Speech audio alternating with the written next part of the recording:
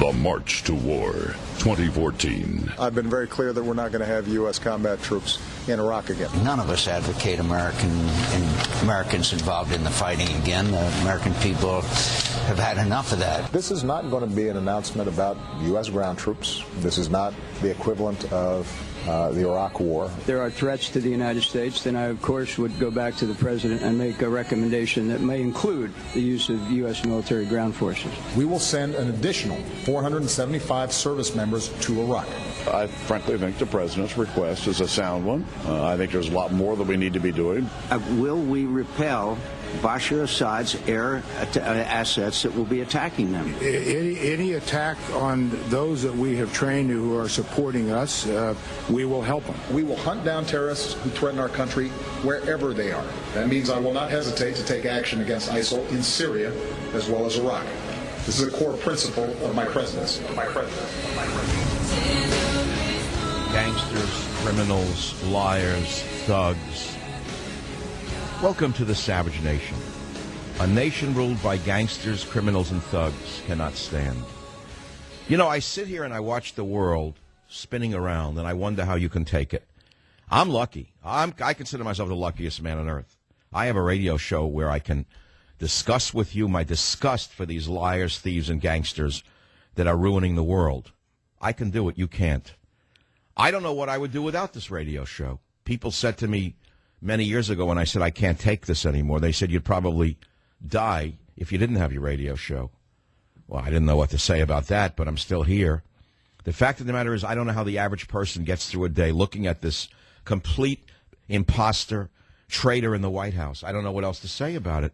Then you got the Republican gangsters who want another war for the contracting. There's John Boehner, comes back from the vacation. Right away, Marblemouth is telling us that he supports Obama in his war efforts in Syria. But if you listen carefully, you will confirm what I've been telling you for over 10 days now, which is that this is nothing but a smokescreen to attack Assad, to bring down Assad, destroy Assad's air force. In other words, ISIS was created as a Frankenstein, a so-called boogeyman, in order to justify invading Syria and taking down Assad. These morons have learned nothing from their mistakes with the Arab Spring before. Yesterday in New York City, there was a Muslim march that if you actually saw this, and I linked it up from the newspapers in New York on michaelsavage.com, you'd say this can't be going on in my country. Muslims marching with guns, Muslim marching with people hanging from a noose on a truck. There's no other religion on earth that preaches such hatred and violence. None! None! How can you tolerate this? How do you let a Trojan horse like this operate in this country? Every other religion that I've read my whole life, and I've read a lot of other religions, Judaism, Christianity, Buddhism, Hinduism. I can't say I'm a scholar in these areas. Not one religion preaches death, dying, and destruction except Islam. What the hell do you want me to say? They're all equal? I don't work for the Obama administration. They're not all equal. If a religion preaches death, dying, destruction, and submission, it's not a religion. It's a death cult. You know, I want to talk again about this pretext of war against Assad. Assad is an evil man. But if we learn nothing from what we did to Gaddafi in Libya, Mubarak in Egypt, and all the other countries that Hillary Clinton destroyed in the name of democracy, and they're going to do it again in Syria, it gets even worse. Are you listening to me? Your president is sending 3,000 American troops into the heart of an Ebola hot zone in Africa. Is there anyone listening to this show who thinks that's a good idea and why? I'd like to hear why you think U.S. troops, meaning other people's sons, certainly not your son. It's not your son. You don't have a son, number one. Number two, your son isn't in the military. But you want someone else's son to be sent to an Ebola zone. What is it going to take for you to realize how dangerous the situation really is? And I ask you again, should Obama send U.S. troops to Africa to fight Ebola? How do you feel about invading Syria under the pretext of fighting ISIS to bring down Assad? How do you feel about a religion that preaches hate, death, destruction, and submission and calls itself a religion? I want to read you something by comparison. Most religions teach tolerance, compassion, getting along with others. There's a story called The Lion and the Mouse, and it goes like this. A mouse once inadvertently roused the sleeping lion by walking over its foot. "You lowly mouse," cried the lion. "You deserve death for waking me."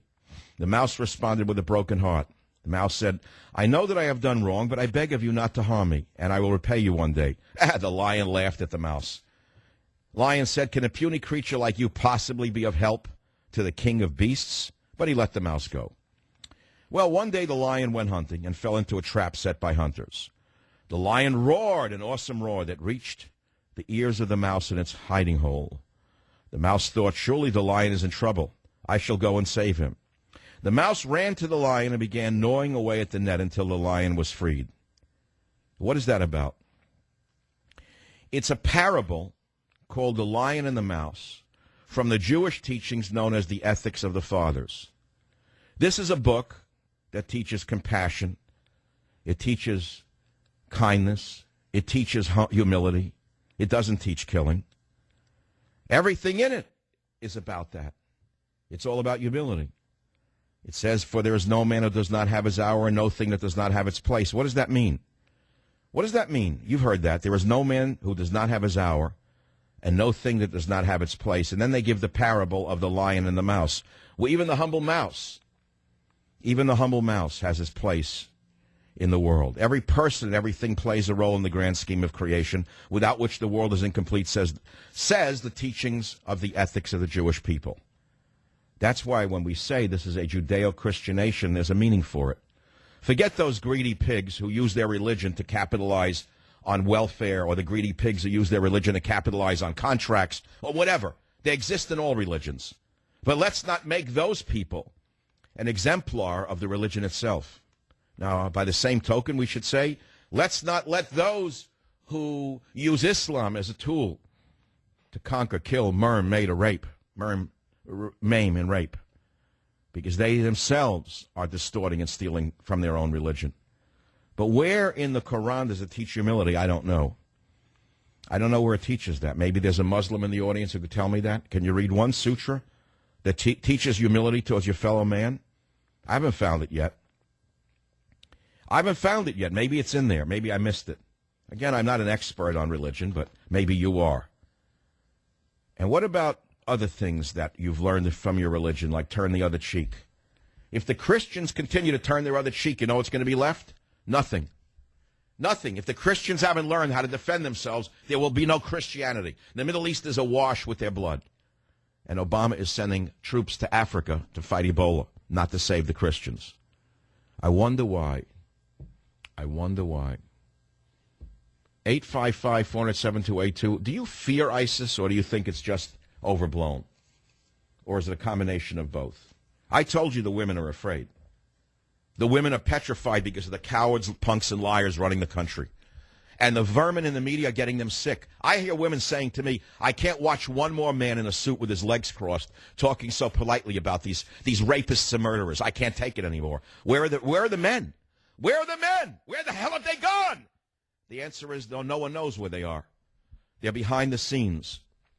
Well, they're out in the combat zone somewhere. They're schemers now. We have schemers running everything. Schemers.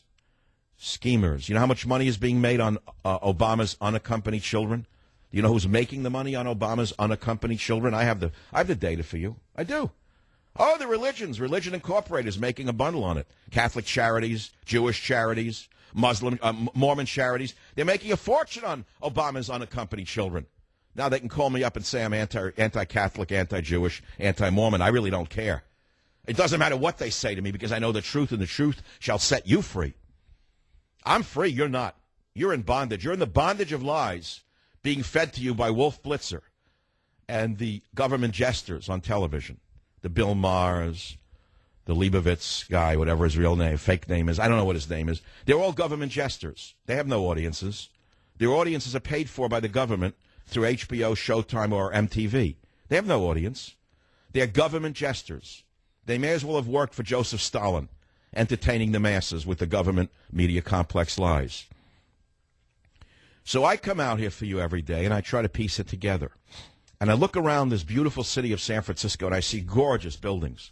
I love the downtown of San Francisco. I like it particularly at dusk, just before dusk, when the shadows start to hit the buildings, and I look at civilization, I think about the men who created this civilization and still are creating it, the builders, the architects, the builders, the contractors, the construction workers. Think of the positive energy that it takes to create a building and a city and running water and electricity and fiber optic cable and wireless networks into these buildings. Think about what it takes to bring food into a city. That humble sandwich you eat. Think about how far away the products come from and where they're grown and the farmer. This is all the product of civilization. And yet on the planet we have tens of millions of losers, psychotic, homicidal maniacs who cling to a 9th century view of their religion, which they believe tells them to blow up the buildings, poison the food, maim people, and rape women. How in the world can this world tolerate such a cancer? How can you tolerate a cancer and not call it a war? What do you mean we're not at war? They're at war with everything you believe in. They're at war with your city. They're at the war with your food, your air, your water, your places. They want to destroy everything around you. But you don't want to believe that. You think that by me saying this, I'm just trying to stoke fear. No, I'm trying to stoke vigilance.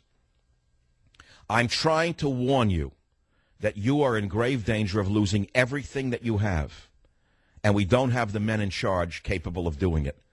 Did you hear General Dempsey? That guy gets me sick altogether. How could this man be the chairman of the Joint Chiefs of Staff? The answer is because he's Obama's general. That's why. He's not a Schwarzkopf. He's not a general of the type that you may remember or know from history or from today. No, this is a stooge, a puppet of Obama. A yes man, in other words. He may as well be an usher in a movie theater. His epaulettes may as well be that of an usher in a movie theater. Whatever Obama and the 4 horsewomen of the apocalypse want done, this usher will do. So if he tells the usher to send 3,000 troops who are already drawn thin because of the decimation of the military, he'll send 3,000 troops to Africa who we can't afford to send to Africa. He'll put boots on the ground in an Ebola zone, but he won't put them on the ground in an ISIS zone. Maybe he will. They're probably there already. But the point of the matter is, why are we sending troops to Africa? Why in the world would you send troops to Africa? Not only will they contract Ebola, as sure as I'm sitting here, some of them will, but they will bring it back to this country as well. This man who is running this country is a criminal. He's a war criminal. If he doesn't understand this, then he's a dummy. And so he can't be a dummy. He became president. So if he's not a dummy, and the schmuck doctors who report to him say, Mr. President, maybe they'll bring back the Ebola virus. I'm sure they could spit it out, one of the fake doctors, one of the MD, PhD morons in the CDC can say, but Mr. President, there's a risk that our troops, some of them, will bring back Ebola because the transmission of it may be airborne. It may be airborne transmission. There's a risk. Now, how in the world could they not tell the president that? So if they told the president that and he knows the risk and he continues to say, I'm sending 3,000 troops to Africa anyway, what does that tell you? Then he's not stupid, is he? So then what, he's knowingly going to infect the U.S. military with Ebola? Is that a possibility? Don't answer the question. It's too disgusting to contemplate. I'll be right back.